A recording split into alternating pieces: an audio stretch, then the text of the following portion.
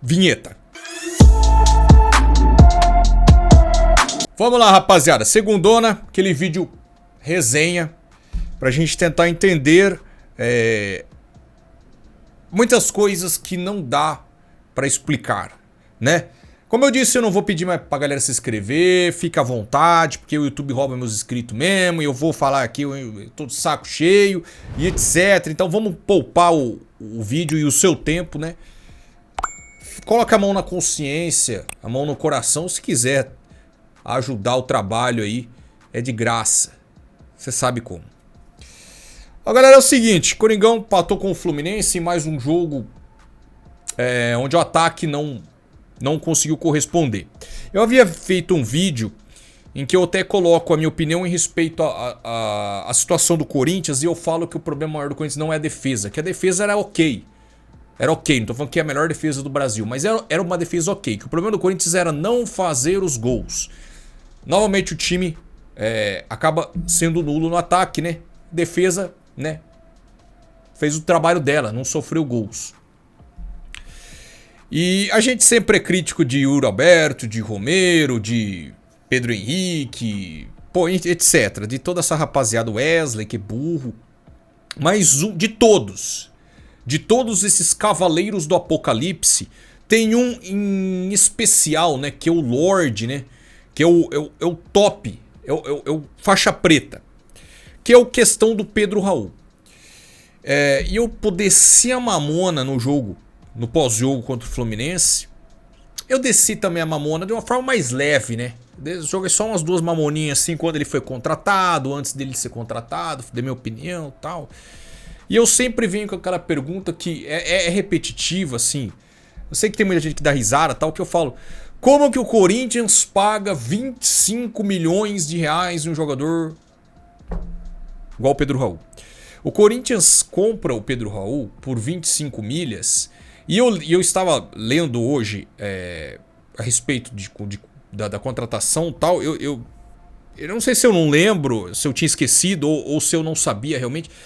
O Toluca, né, ele tem direito a 20% de uma futura venda dele, do Pedro Raul. Tá, você deve estar perguntando, mas quem que vai comprar? De repente aparece um outro Corinthians da vida, um outro Augusto da vida. Já que eu mencionei o Augusto, eu gostaria de entender que realmente, desculpe galera, é repetitivo, é meio... Mas eu realmente eu não tenho respostas. Então eu convido você, corintiano ou não corintiano, quem acompanha aí, que gosta do futebol e tal, e que entende de futebol, a comentar, né? Qual o critério, o porquê, vamos pôr assim, o porquê o Corinthians contratou o Pedro Raul. Porque vamos lá, mas o Corinthians precisava de centroavante, o Corinthians precisava de uma sombra pro Yuri Alberto que não tava bem e tal, concordo. Só tem o Pedro Raul de centroavante no mundo. Cara, assim, se o Pedro Raul estivesse livre no mercado, um jogador ele deve ter o quê? 27, 26 anos. Você, pô, beleza, livre pra pagar só as luvas. E ainda se ganhasse, que não é o caso, mas se ganhasse uns 300 barão por mês, no máximo, que é grana pra caramba, né? Mas vamos colocar num nível de jogador do Corinthians. 300 barão por mês, livre, só pagando as luvas, um cara que o Corinthians precisa, que é um centroavante reserva, o titular, enfim, já seria um mau negócio. Eu ia passar a mão na cabeça, mas não dá. Mas já seria um mau negócio. Mas ainda assim, vamos lá. Vamos lá. Dá pra entender. Porque assim, dá pra passar um pano. Mesmo eu não querendo, dá pra passar um paninho. Por quê? É um jogador que poderia vir aqui, jogar 15 partidas ruins, uma boa, meter uns 2, 3 golzinhos, o Corinthians vender ele e conseguir uma moeda em cima. E de repente, dependendo do quanto foi vendido e tal, tem uma moeda que sairia no lucro em questão do que foi pago por ele, né? Questão que eu pago por ele, eu digo nas luvas e no salário, né? 13º, enfim. Então daria pra tentar passar um pano, né? Ó, o cara tal, sei que tem. Só que é o seguinte, um cara que estava em baixa no Vasco, os caras chutaram ele do Vasco, estava em baixa no México. Eu queria entender o sentido. O Pedro Raul, eu vou abrir aqui para não dar informação pela metade, né? Vamos ver a idade de Pedro Raul, 27. Ele faz 28 esse ano. 27 anos. Pô, o cara teve aí 10, 8 anos, 9 anos de profissional. Quantas temporadas o Pedro Raul realmente falou assim, pô, o cara vale pelo menos uns 10 milhões de reais? Uma, duas no máximo. No máximo, arrebentando. E as outras foram um fiasco. Então, só por isso você fala, pô, o cara tem 28 anos, jogou bem um campeonato brasileiro, 2 ali no máximo e, né? Além dele não ter feito boas temporadas, ele vivia um momento péssimo no México. Ele era reserva no México, com pouquíssimos gols. Vinha de uma temporada, como eu disse, chutado do Vasco. Ou seja, ele vem do momento ruim, além de ter um histórico não ruim, né? Um histórico ruim, e o momento dele é péssimo. Qual o critério pro Corinthians ir lá e falar, eu vou pagar 25 milhões e o cara vai bagaçar, vai meter gol pra caramba, vai virar aí o Lee Edson. Quem que teve essa leitura de que um cara que era reserva no México vale 25 milhões, mesmo não tendo jogado bem nas temporadas passadas, que compensaria pagar isso nele, velho? Você entendeu? E uma coisa muito agravante nisso. Em um Corinthians, em um clube que deve 2 bilhões de reais. Então um clube que deve 2 bilhões de reais, para você ir lá comprar um cara por 2 milhões, 4 milhões de reais, você tem que pensar 5 vezes. Você tem que ter uma puta de uma análise do Cifute, uma aprovação da comissão técnica, um bagulho se o cara tá realmente voando, pá.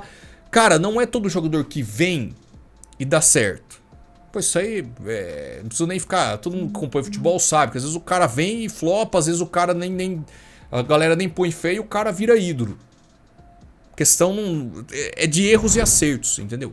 Só que você, atolado em dívida, você vai lá pagar 4 milhões, você já pensa 15 vezes. 15 vezes. Pra você pagar 25 milhões de reais, tem que ser um cara que... Pô, você tem certeza que o cara vai dar conta do recado. Véio. E pra um cara desse, tem que ser um cara que ele tá num bom momento. Que ele tá jogando pra caramba, que ele vem de 2, 3 temporadas sólidas. Que é um cara que você sabe que não vai sentir o peso da camisa. Por quê? Porque você tá atolado em dívidas e você vai pagar incríveis 25 milhões de reais. Você tem que ter certeza que o cara vai dar bom. Ah, mas ele pode flopar, você acabou de falar sim, mas vocês entenderam a leitura? Pô, tudo bem, pode ser que o cara não dá certo, mas se o cara vem de boas temporadas, pode ser que o cara sentiu a camisa, mas ele tá num bom momento, ele tá de boas, tem 3, 4 boas temporadas, ele tá no auge dele. Pode ser que ele pipoque no clube, mas você fez a leitura correta da situação. O cara tá bem, então vamos injetar uma grana nele. Agora você tirar um jogador que foi chutado do Vasco e que vive um péssimo momento não faz sentido nenhum pra mim, cara. Por isso que eu gostaria de ler vocês, de tentar entender pra ver se alguém pensa diferente e me dê uma luz assim, fala assim, olha, ele veio por conta disso. Porque não faz sentido, cara. Não faz sentido. Porque se ainda é igual o Corinthians trouxe esse espanhol, se traz um espanhol, traz um turco, um italiano que fez a carreira fora do país, teve ali um bom momento, mas hoje ele não está num bom momento, mas é um cara ali que ganha euro, tal, o time dele, né, ele vai exigir mais porque a moeda é euro, tal. É um cara assim que você arrisca, mas é um cara assim que você não, de repente você não teve um estudo mais detalhado do que ele poderia entregar pra você. Agora o Pedro Raul não. É um cara que estava aqui até pouquíssimo tempo e todo mundo sabe o jeito que ele joga, todo mundo sabe da qualidade dele, todo mundo sabe que ele não ia agregar. Então qual que foi a justificativa?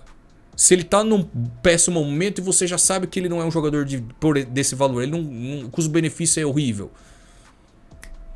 E eu nem tô levando em consideração aquele lance bizarro que eu já xinguei pra caramba ele no pós-jogo, que ele desistiu da jogada, não tô nem levando em consideração isso aí, tá, velho? Não deveria nem ter lembrado dessa bosta aí. Estou falando questão de nível técnico e dos valores que o Corinthians pagou nele. Eu queria entender, como eu falo, segunda-feira eu gosto de fazer esse vídeo para trocar ideia com vocês. Para vocês comentarem e alguém chegar e o faixa preta, quem for o faixa preta, o monstro sagrado, que dá uma justificativa boa, fala assim, foi por isso, eu vou fixar nos comentários aí. Eu vou fixar, vou colocar no topo aí. O cara que chegar e falar, não é por isso, eu vou colocar fixado no primeiro comentário. Porque eu não consigo entender 25 milhões de um cara que é ruim e era reserva no México. Não consigo. Eu sei que você deve estar imaginando a mesma coisa que eu gostaria de falar, que eu não posso, né? Eu consigo imaginar isso, mas não posso falar também, porque eu não sou idiota, né? Mas de repente é que você deve estar pensando a mesma coisa que eu. Mas não escreve isso aí não. Escreve isso aí não que dá rolo. Escreve não. Escreve uma coisa legal aí. Quem escrever uma coisa legal, uma justificativa boa, vou fixar. Tá lançado o desafio, hein? Demorou? Tamo junto. É nóis. Amanhã só uma coisa, tá?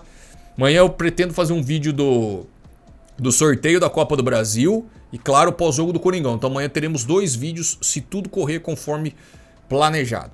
Agora sim, um abraço. É nóis.